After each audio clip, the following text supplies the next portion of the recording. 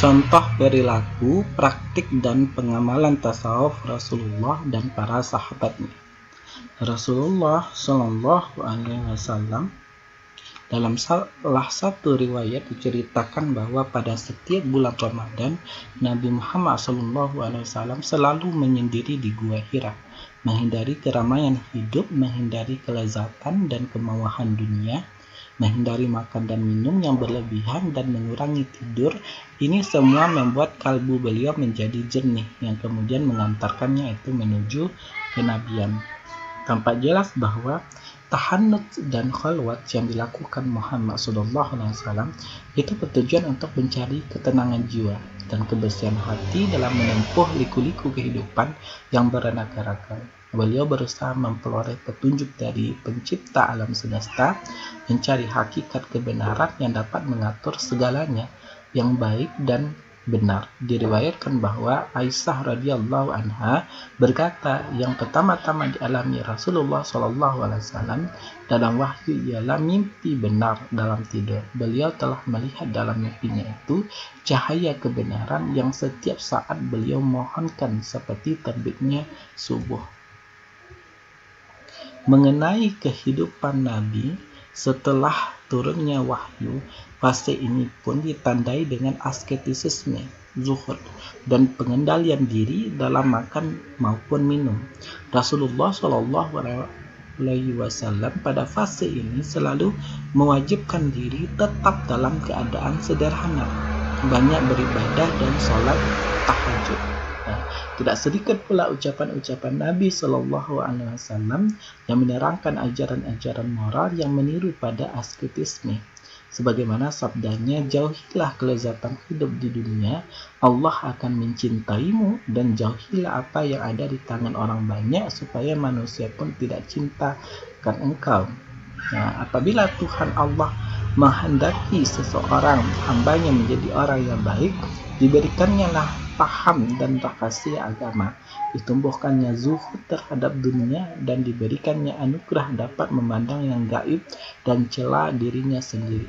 Lebih jauh lagi, beliau pun bersabda, apabila engkau melihat ada orang yang zuhud terhadap dunia, dekatilah dia, sebab itulah orang yang diturunkan oleh Allah hikmah padanya.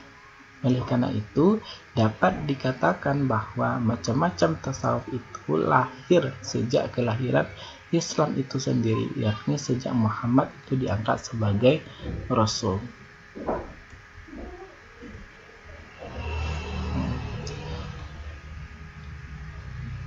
Ibadah ekstra itu Rasulullah. Jika mencermati kehidupan Rasulullah Shallallahu Alaihi Wasallam itu tergambar jelas pula bahwa beliau banyak mendekatkan diri kepada Allah Subhanahu wa Ta'ala, dan dengan ibadah ekstra, dan ini menjadi sumber inspirasi bagi kaum zuhud awal, kemudian kaum sufi sepeninggal mereka dalam menjalankan pola ibadah serupa. Seperti di sini intensitas salat Rasulullah Shallallahu Alaihi Wasallam. Rasulullah Shallallahu Alaihi Wasallam menurut sejumlah riwayat gemar melaksanakan salat di tengah malam. Diriwayatkan dari Aisyah radhiyallahu anha bahwasanya Rasulullah Shallallahu Alaihi Wasallam melaksanakan salat malam hingga kaki beliau bengkak-bengkak. Aku bilang kepada beliau, wahai Rasulullah, kenapa Anda melakukan ini?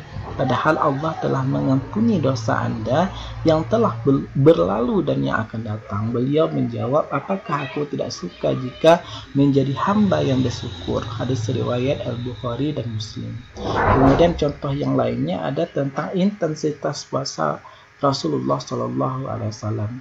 Rasulullah Shallallahu Alaihi Wasallam juga memperbanyak puasa sunnah.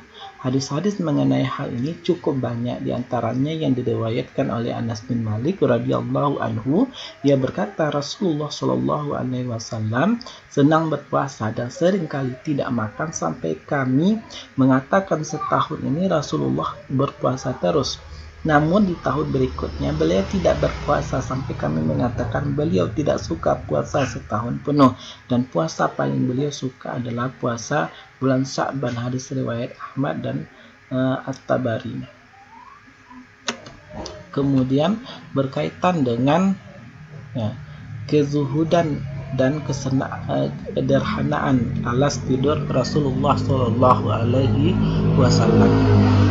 Rasulullah Shallallahu Alaihi Wasallam juga memakai alas tidur berkualitas rendah karena lebih mengutamakan perilaku zuhud dan kesederhanaan daripada terlena dalam kenikmatan hidup. Diriwayatkan dari Aisyah radhiyallahu anhu, pada alas tidur yang sangat bersahaja dilatar belakangi oleh keimanan beliau yang sempurna bahwa dunia hanyalah tempat tinggal sementara, bukan untuk selama-lamanya. Diriwayatkan dari Abdullah bin Mas'ud, ia berkata, Rasulullah Shallallahu Alaihi Wasallam tidur di atas tikar, lalu beliau bangun, tikar itu membekas di lambung beliau. Kami berkata, para sahabat itu berkata, andai kami membuatkan hamparan lunak untuk Anda, beliau bersabda, apa urusannya dengan dunia? Aku dunia ini tidak lain seorang pengembara yang bernaung di bawah pohon, setelah itu pergi meninggalkannya. Hadis riwayat At-Tirmidzi. Di sini tidak ada seorang pun yang dapat menyangkal dengan mengatakan bahwa riwayat tentang kebersahajaan alas tidur Rasulullah lebih dikarenakan bangsa Arab kala itu belum mengenal sarana-sarana hidup bersifat masyarakat beradab, bukan karena faktor kezuhudan beliau.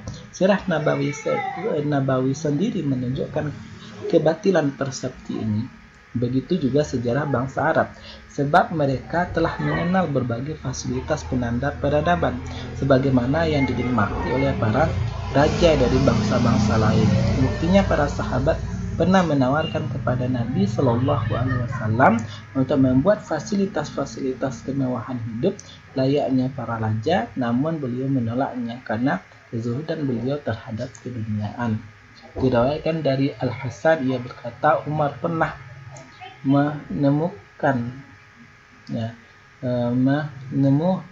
Rasulullah yang melihat beliau tengah berbaring di atas tikar atau alas tidur. Ia bilang, aku melihat tikar tersebut membekas di pinggang Rasulullah. Umar pun menangis. Nabi SAW lalu bertanya kepadanya, wahai Umar, apa yang membuatmu menangis? Umar menjawab, engkau ini adalah Nabi Allah, sementara Raja Persia dan Kaisar Raja Romawi hidup bergelimang emas. Rasulullah SAW menukas, tidak ridahkah engkau jika mereka mendapatkan dunia sedangkan kita mendapatkan akhirat? Umar menjawab, tentu. Beliau bersabda, seperti itulah seharusnya. Kezuhudan dan kesederhanaan Rasulullah Shallallahu Alaihi Wasallam itu sebagai pilihan hidup. Satu fakta kebenaran yang harus diungkapkan bahwa kezuhudan dan kesederhanaan Rasulullah SAW bukanlah karena faktor kemiskinan dan keterdesakan kondisi hidup, bukan karena keterpaksaan karena kondisi hidup, melainkan lebih karena sebuah pilihan dan kegemaran. Beliau lebih memilih hidup zuhud dan sederhana daripada menyibukkan diri dengan berbagai bentuk kenikmatan hidup di dunia yang fana. Diriwayatkan dari Abu Umamah radhiyallahu anhu dari Rasulullah Shallallahu Alaihi Wasallam, beliau bersabda, yang artinya, Rabbku pernah menawariku untuk mengubah padang pasir Makkah menjadi emas, namun aku bilang, oh Tuhan, aku hanya ingin kenyang sehari dan lapar sehari.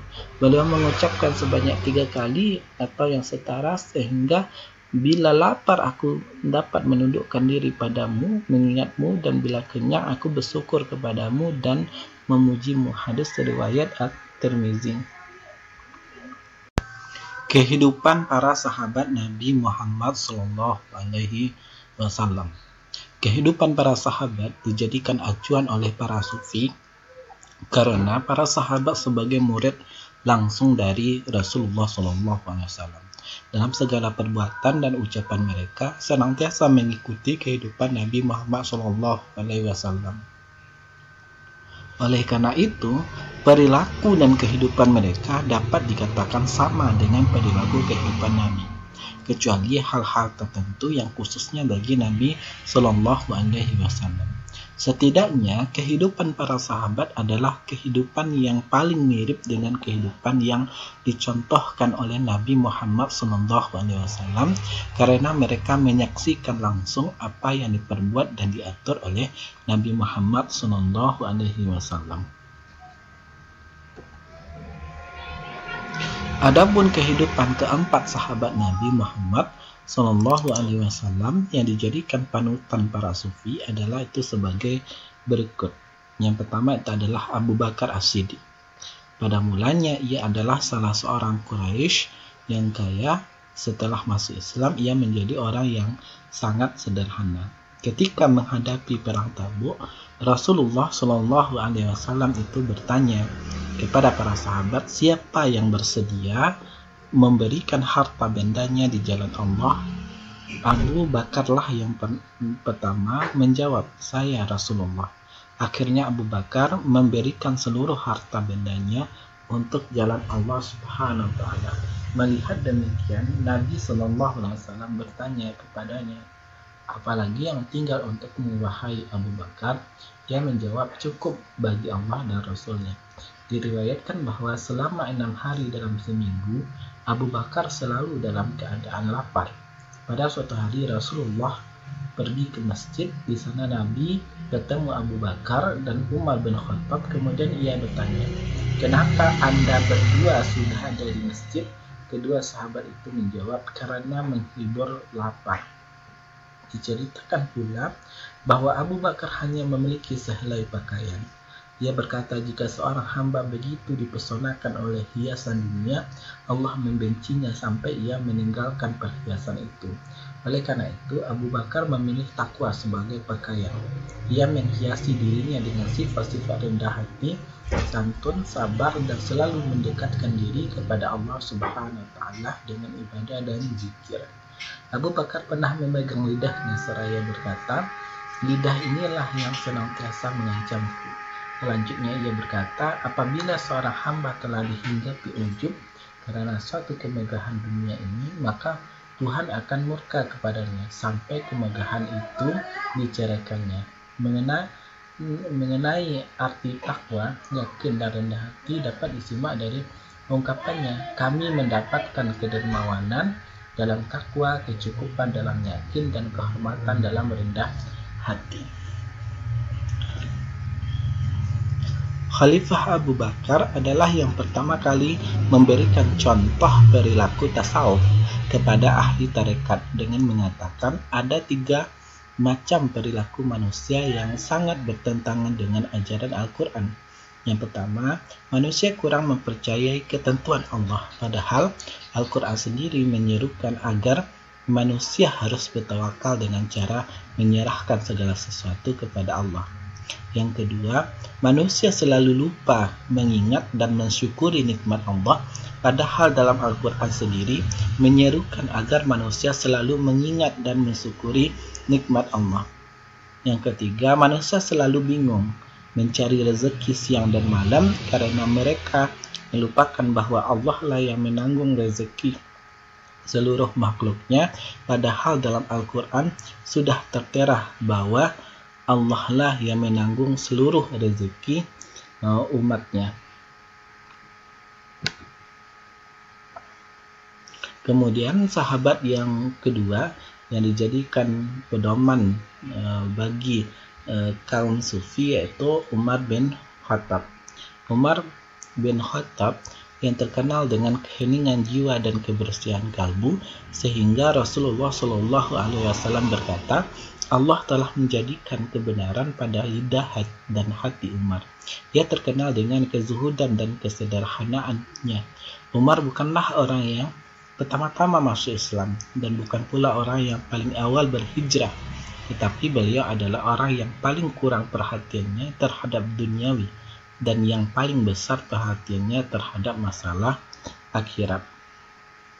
Dalam berbagai hal, para sufi banyak meneladani sifat Umar, diantaranya ialah sifatnya yang memakai pakaian bertambal, sikapnya yang tegas, tindakannya dalam meninggalkan hawa nafsu, tindakannya dalam meninggalkan hal-hal yang meragukan, ketegarannya dalam menegakkan kebenaran ketika kebenaran telah tampak, ketangguhannya dalam menegakkan kebenaran, tindakannya dalam menyamaratakan hak-hak orang yang dekat ataupun jauh, dan ketangguhannya yang tak tergoyahkan dalam ketaatan. Kemudian selanjutnya yaitu Utsman bin Affan yang dijadikan sebagai pedoman oleh kaum sufi. Di antara ucapan kita harus tahu terlebih dulu siapa itu Utsman bin Affan. Utsman bin Affan ini dikenal dengan Nurain sebab beliau dikawinkan dengan Ruqayyah dan Ummi Kalsum. Keduanya adalah putri Rasulullah. Beliau juga termasuk salah seorang sahabat Nabi yang diberi kabar gembira, yaitu yang dijanjikan masuk surga. Utsman bin Affan banyak sekali membantu perjuangan Rasulullah, baik itu secara moral maupun material. Ia banyak sekali mendermakan hartanya untuk kepentingan Islam. Seperti pada peperangan Tabuk, Utsman bin Affan mendermakan 950 ekor unta, 59 ekor kuda, dan 1000 dinar untuk keperluan perang, keperluan tentara. Utsman juga pernah membekali pasukan Nabi pada masa Panceklik. Dia pula yang membeli sumurnya seorang Yahudi yang melarang kaum muslimin menimba air sumur itu, sehingga Rasulullah pun bersabda, betapa besar pengorbanan Utsman. Utsman bin Affan tergolong sahabat yang dipuji oleh Allah Subhanahu wa taala dalam mendampingi Rasulullah dalam mencari rezeki. Beliau tidak lupa terhadap amalan-amalan kerohanian. Membaca Al-Quran menjadi kegemaran beliau, tidak pernah terlepas dari tangannya firman Allah tersebut. Di antara ucapan Utsman bin Affan yang menggambarkan ajaran tasawuf adalah, aku dapatkan kebajikan terhimpun itu dalam 4 hal. Pertama, cinta kepada Allah Subhanahu wa taala. Kedua, sabar dalam melaksanakan hukum-hukum Allah. Ketiga, ridho dalam menerima takdir ketentuan Allah. Keempat, malu terhadap pandangan Allah Subhanahu wa taala.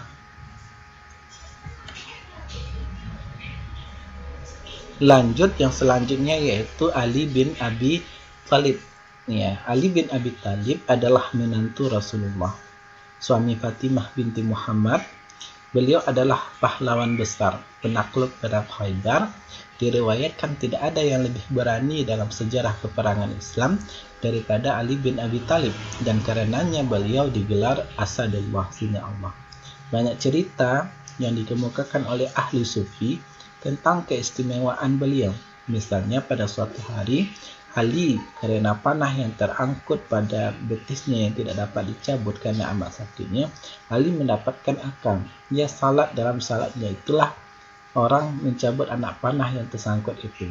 Sementara ia sendiri tidak merasa sama sekali karena khusyuknya dan takutnya kepada Allah dalam ibadahnya.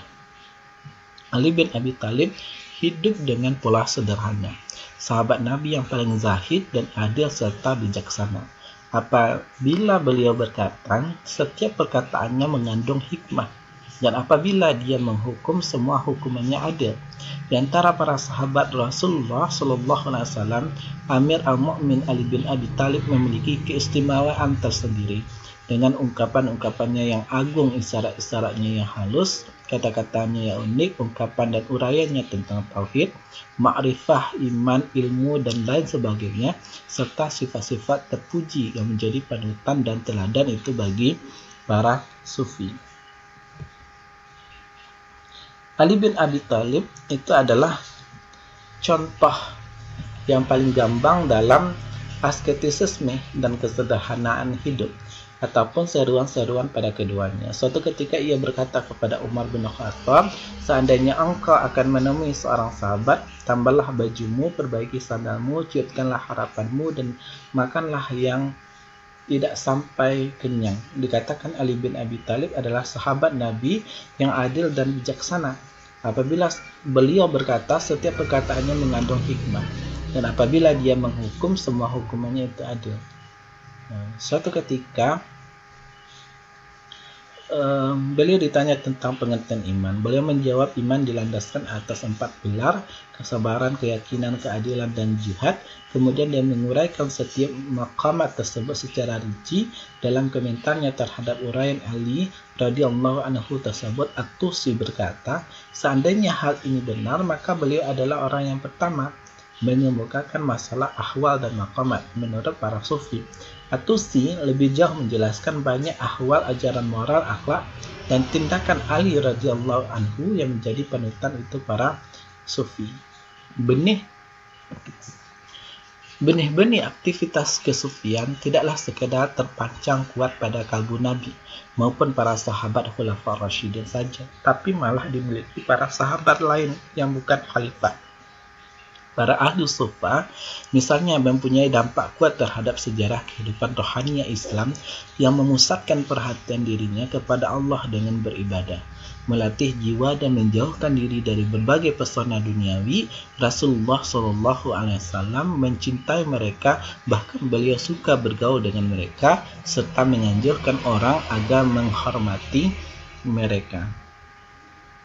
Mereka yang mengamalkan ajaran-ajaran esoteris, asketis yang tinggi dan moralnya yang prima, selain dari keempat sahabat besar di atas, ya ada juga yang lainnya. Di antaranya adalah Abu Hurairah, Mu'adz bin Jabal, Salman Al-Farisi, Abu Dzar Al-Ghifari, Abu Ubaidah Ibn Al-Jarrah, Abdullah bin Mas'ud, Abdullah bin Abbas, Anas bin Malik, Abdullah bin Umar, Huzaifah bin Yaman, Bilal Al-Habsi, Suhaib Ar-Rumi, dan lain sebagainya.